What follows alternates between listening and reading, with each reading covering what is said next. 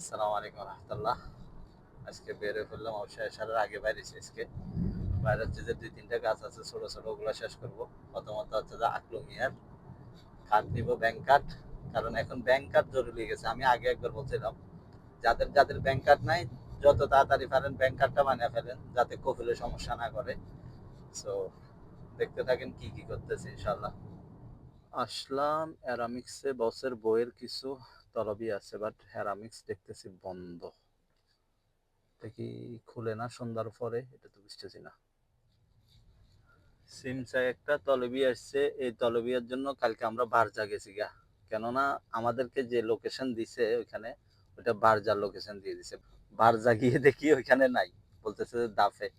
তো দাফে এটার লোকেশন কিন্তু এখনো নাই। আমি যদি সামসাই ঢুকি, সামসাই দাফের লোকেশনটা পাওয়া যায় না। মানে কি ধরনের ফেরেশানি দেখেন। একটা জিনিসের জন্য কালকে আমরা মনে হয় 100 200 কিলোমিটার রাস্তা পার হওয়া লাগছে আমাদেরকে। সামসাই ভুল করি আমাদেরকে ফালাইছে কত জামিলার। প্রথমে দিছে লোকেশন ভুল, যাওয়া লাগছে অনেক দূরে।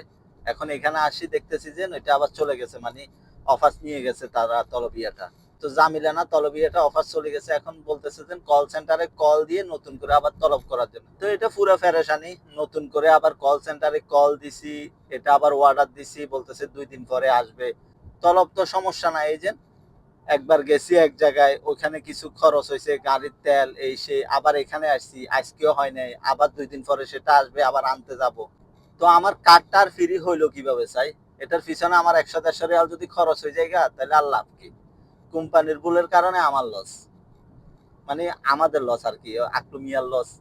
কার্ড তো হন নিজের, তো কোম্পানির কারণে এটা লস হয়ে গেল না।